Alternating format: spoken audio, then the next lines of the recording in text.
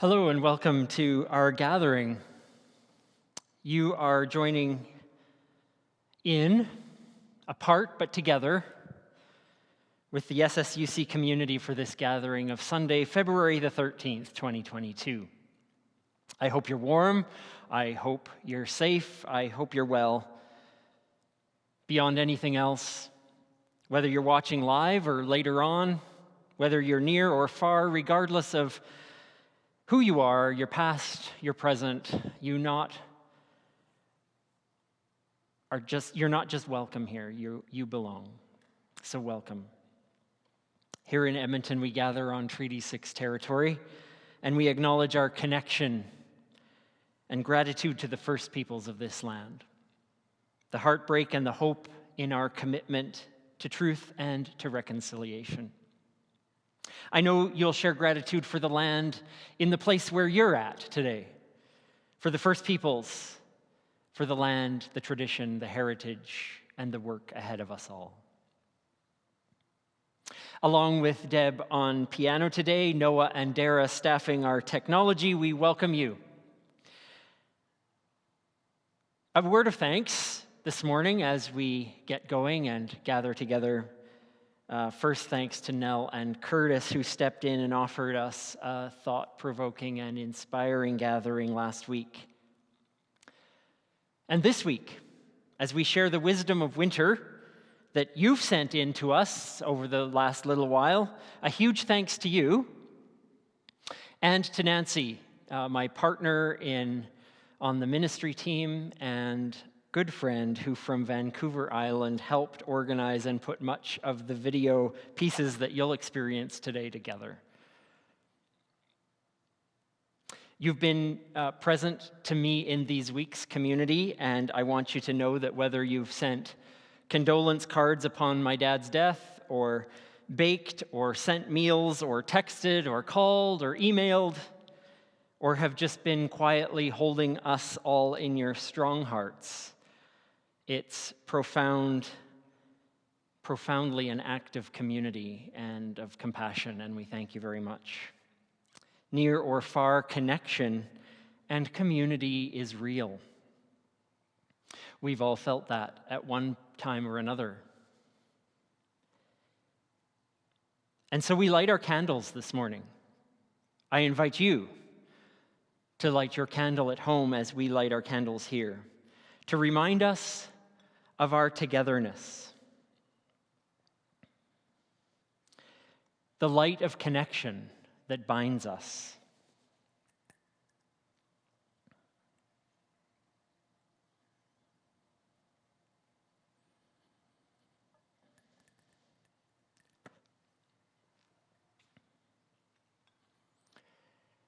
And it doesn't just bind us as a spiritual community, but all of life. We remind ourselves with the candles that we light that we are, each of us, valuable and precious, important beyond measure, and one with the cosmos. Return your gaze to this light whenever you need reminding of that connection to all there is and the connection we share with each other.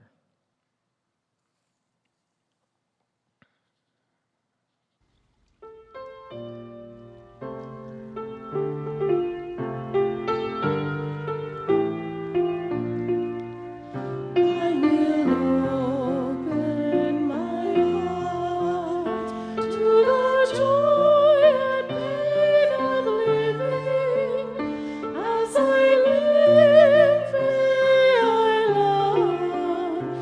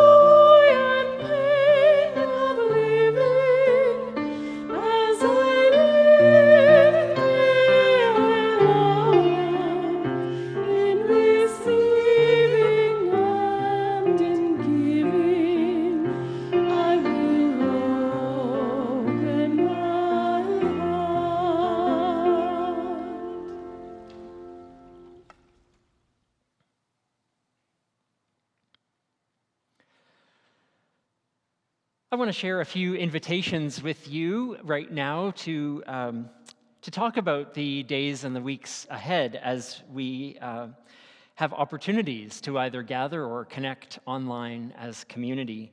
I want to invite you to the second instance of Forest Families.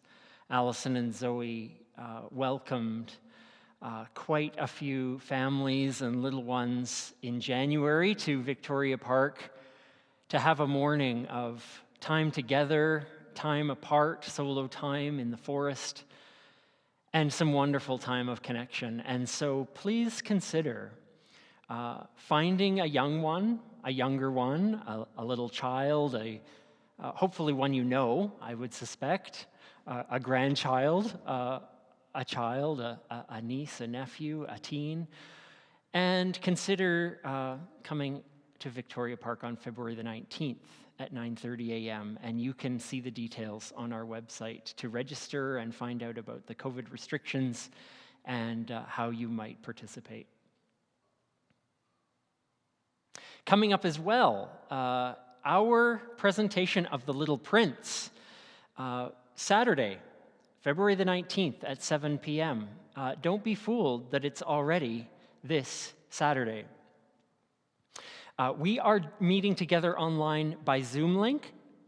Zoom so that we can interact with each other, not only to watch this presentation, but also to have some question and answer time with the cast, to hear them speak about the experience of recording this work, and also to support together a great cause. We're going to be calling for donations for Bissell's Coldest Night of the Year as we meet together this Saturday at 7. The link is on our website at the place that you usually see our online connections and in your weekly e-newsletter. And here is our first call for pies. We had such a successful time last year with our first ever online pie auction, raising $1,400, and so many thanks for all who participated in not only baking, not only bidding, but in eating these delicious pies that you provided. This time, we are supporting two amazing LGBTQ2S+ causes in our city, Chew Project and our own Camp Dragonfly. Please consider participating right now. We're not ready for the silent auction, which is going to the online auction, which is going to start on March the 6th. But right now, the call for pies. We are seeking 25 pies for auction. If you think you can provide a homemade or a high-quality bakery pie for auction, then check your e-newsletter this week or visit the website at the bottom of your screen right now, and you can sign up to provide some pies for our auction, and we'll make it a fun event just as we did last year.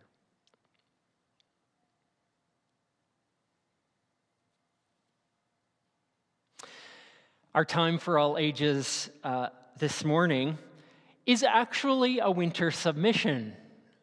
So thanks to Sherry Ann Chapman this week as she shares her love of winter with this that she has sent in to us. I've loved snow and all that is possible in winter all of my life. The Snowy Day children's book by Ezra Jack Keats from 1962 was one of my favorite books as a child.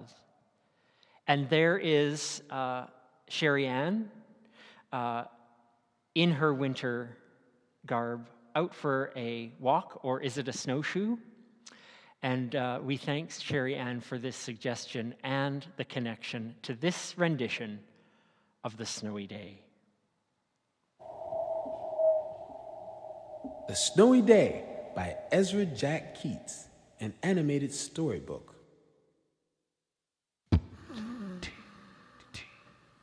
One winter morning, Peter woke up and looked out the window. Snow had fallen during the night. It covered everything as far as he could see.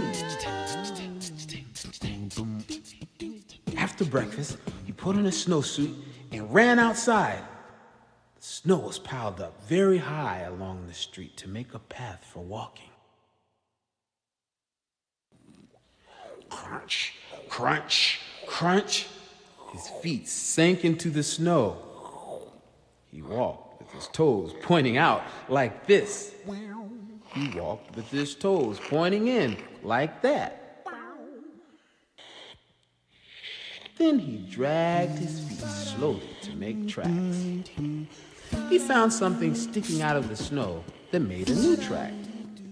It was a stick that was just right for smacking the snow-covered tree. Down fell the snow, plop, on top of Peter's head.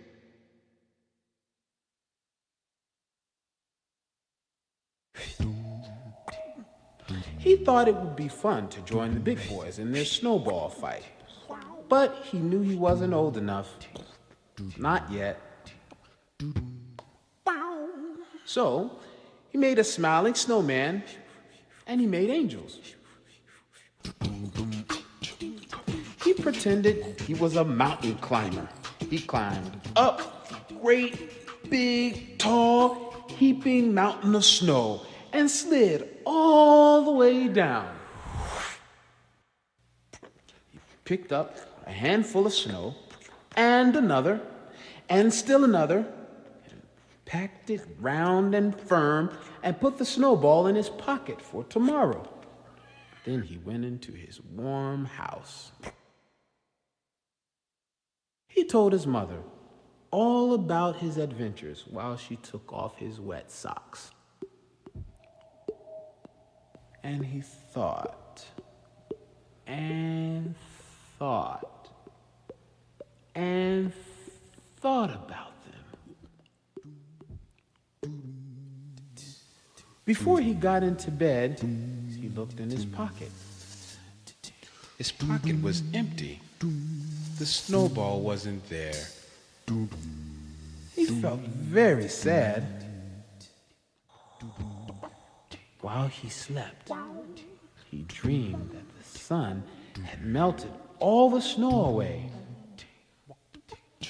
But when he woke up, his dream was gone. The snow was still everywhere. New snow was falling. After breakfast, he called to his friend from across the hall. And they went out together in the deep, deep snow.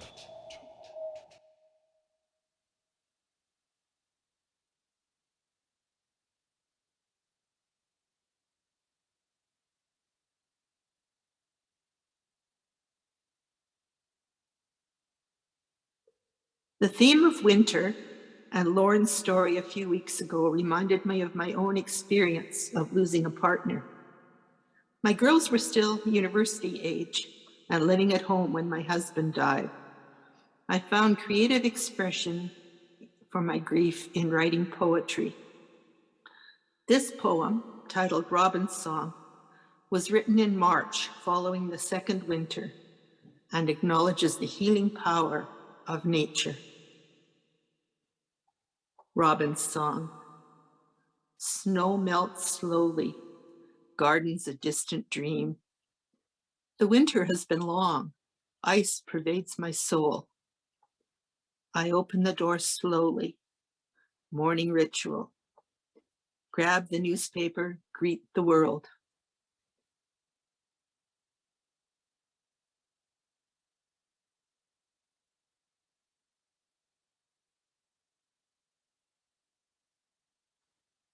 I seek the source, too far away to see clearly, but a robin singing proudly from a treetop. The ground still white, my heart still cold, but there is hope of spring.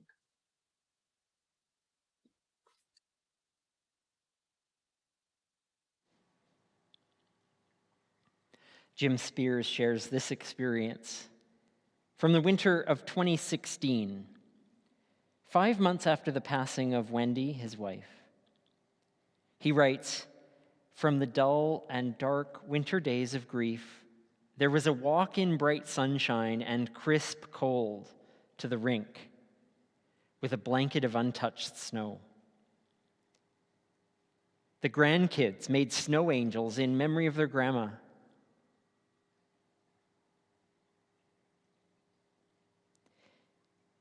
It was truly an uplifting experience of warmth, love, and light. We then shoveled the rink and played tag. Thank you, Jim. And this from Rosemarie Cunningham. She shares this experience of winter. I was out walking. The expanse of snow was pristine. There was nobody in sight to witness a perhaps ignominious inability to rise again. Not even a barred owl. With skiing and probably skating no longer in my realm of activities, my thoughts turned to childhood pleasures. Granted, there was a significant crust on the snow, but head bashing, arms and legs crashing, and a strong desire to succeed came together to generate a geriatric snow angel. And in terms of gratitude, being able to return my body to the upright position ranks high on the list. Thanks, Rosemarie, for that.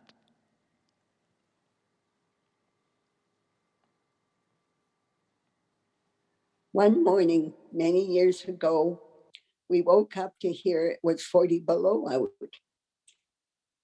I wondered what it would be like to go for a walk in 40 below. When I told John what I was thinking, he thought I was crazy. But I finally put on my warmest clothes, double mittens and parka, and ventured out. I walked for about 3 blocks, breathing the icy air and exhilarating in the silence and the sting of the air on my face and the crunch of the snow under my boots. Feeling the cold seeping in, I turned around. Arriving home, I felt excited and refreshed. I think about doing it again. But now I'm nervous about icy sidewalks and falls. I remember so well my first winter in Edmonton. Richard and I were married in England in 1966 and sailed to Canada, ending up in Montreal that August. Then we took the bus to Edmonton. We were supposed to take the train, but the trains were on strike. So we took the bus with 2 trunks and 3 suitcases. I wondered where I had ended up. Then the winter arrived. I remember walking around the university to meet Richard. The inside of my nose was feeling really prickly, very odd sensation. "Oh," says Richard, who had already spent a winter here, "it's the hairs inside your nose. They're freezing." Freezing? What? Here I am 56 years later, and I have become used to my freezing nose hairs. I love this place. How could I not? My chosen adopted home.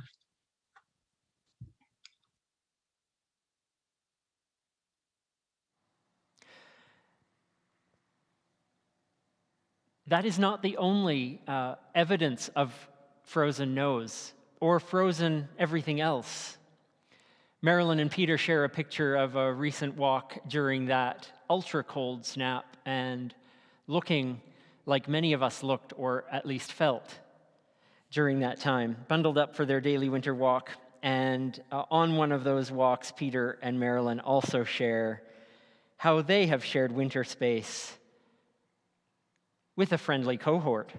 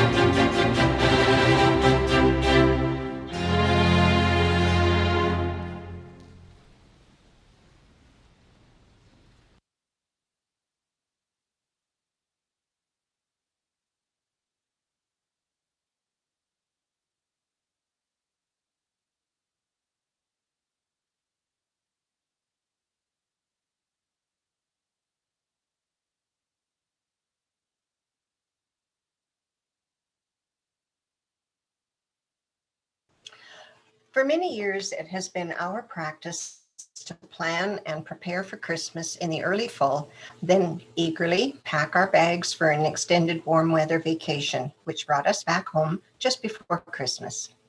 Following the holiday season, we mostly endured winter while taking care of indoor projects meant for the colder weather, while we anxiously awaited spring. COVID changed all that. Our summer neighborhood and river valley walks now also became our winter walks. And we don't shy away from winter walks because we need them. Many of the indoor projects are completed after 2 winters of COVID life, and for our health and well-being, we are taking and enjoying winter walks. We are seeing our neighborhoods and river valleys and parks in a new and different way, and this year's significant snowfalls have created such beautiful scenes and vistas for us to enjoy and appreciate.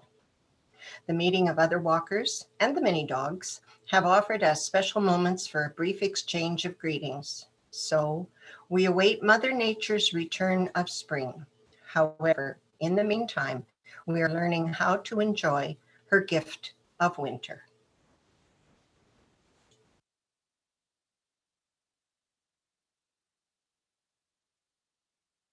Winter is a conundrum.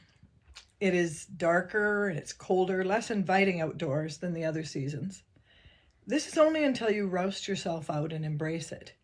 The sun glints off newly fallen snow, and at times you're blessed with perfectly formed, achingly beautiful snowflakes. Their delicate intricacy and uniqueness are visual poetry. The wind sculpts new snow into breathtaking beauty.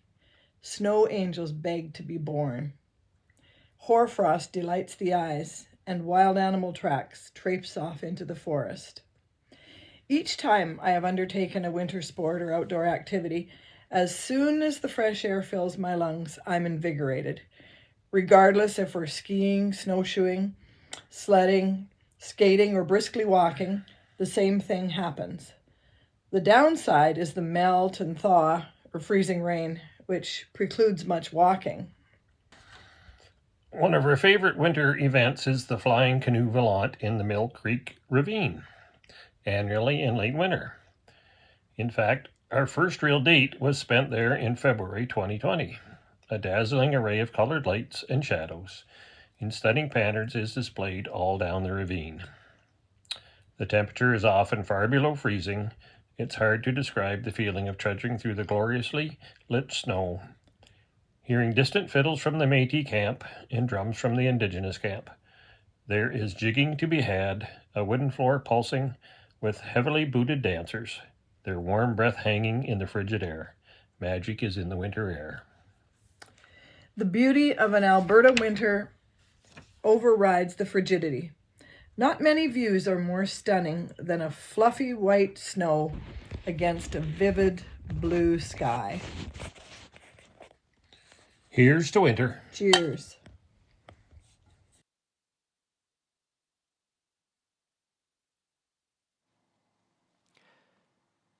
Judy and Fran submit this photo for us. And Judy writes, "Happiness is the fresh, crisp air, the crunch under our feet, and sharing with a friend."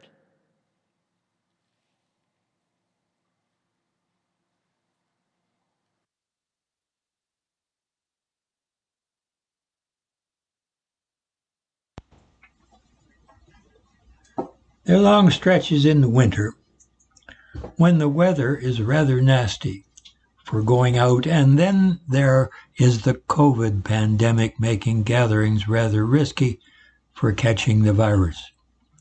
We've always liked doing jigsaw puzzles during those long winter days, but have done more of them recently as a way of passing the long stretches of isolation. Something to realize is that these puzzles that are so useful in winter have a great deal to teach us about life. That is because, like a puzzle, life happens one piece at a time. It's the reality of a jigsaw puzzle, and it's the truth about life. Sometimes you look over what has been accomplished so far and admire. Sometimes you survey the jumble of pieces that have yet to be put in place, the future. But if you want to get things done, to have your life make a difference, don't spend too much time with either the past or the future. It is by living and acting in the present that life gets done. There are several things that can help get jigsaw pieces in their rightful places. Those that form the outside of the puzzle have a straight edge. Color can be a big help, like the blue of the sky or the red of a car. And then there is shape. A spot can have such a special shape that only one kind of piece can fit. If all else fails, it comes down to trying one piece at a time until you find its place. In life as well, there are clues that help you deal with the challenges. Ignoring them has only one result. Your life does not feel like it fits together, like it has meaning.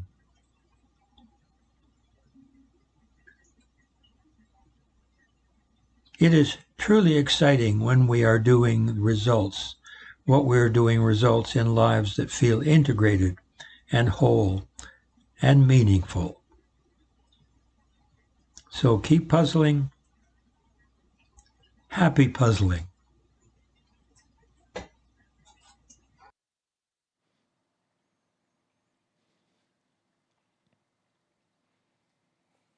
Here's a winter poem submitted by Chad Krahenhoff.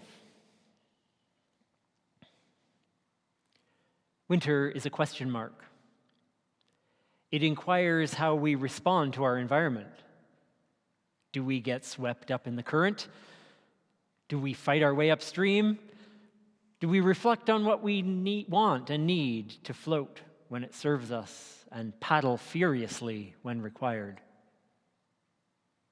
Sometimes winter reminds me to slow down, be mindful, sleep, experience, and be grateful for discomfort. Sometimes the activity of summer is more what I need, so I burst into action, molding my immediate environment, thriving in my own season until allowing it to pass. Allowing winter to envelop me once more. Confident in my ability to switch when needed, confident in my ability to hold both realities simultaneously. Confident in my path, in my personal North Star.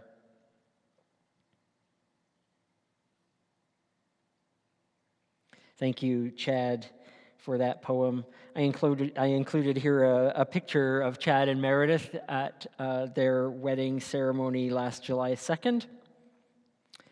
Sorry, Chad and Meredith, it was the only picture we had, but it's a beautiful one. And we shared that writing of Chad's. Here is something from Meredith as well.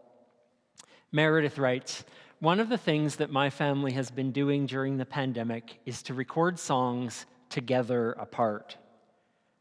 This song is called That's What Makes You Strong by Jesse Winchester. To me, it's about the strength in vulnerability. My brother Nigel is playing guitar in the recording." Here's Meredith singing.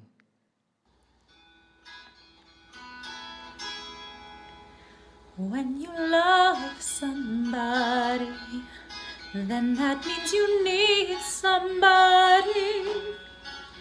And if you need somebody, then that's what makes you weak.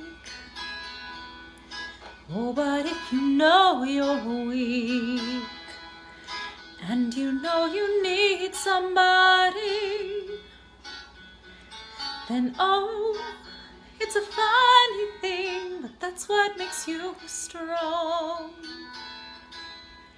That's what makes you strong, and that's what gives you power. That's what lets the meek come sit beside the king. That's what lets us smile in our final hour. That's what moves our souls, and that's what lets us sing. Oh, to trust somebody is to be disappointed. It's never what you wanted, and it happens every time. But if you're the trusting kind, this don't even cross your mind. And oh, it's a funny thing, but that's what makes you strong. That's what makes you strong, and that's what gives you power. That's what lets the meek come sit beside the king. That's what lets us smile in our final hour. That's what moves our souls, and that's what lets us sing. That's what moves our souls, and that's what lets us sing.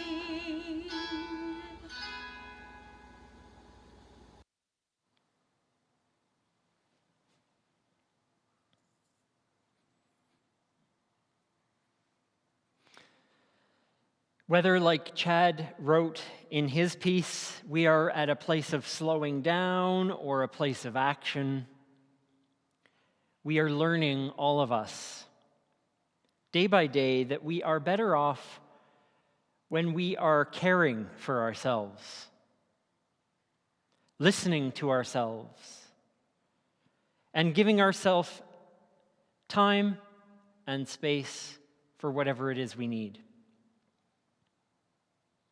We all know that old adage that we can't really care for others unless we are caring for ourselves. We all respond differently, uniquely, and beautifully to winter.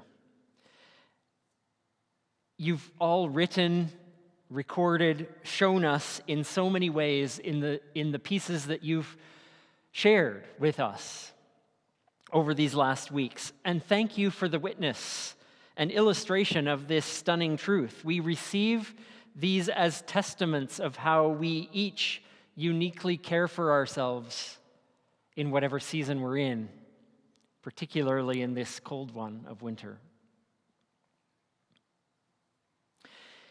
These are themes within our spiritual tradition that reflect this idea.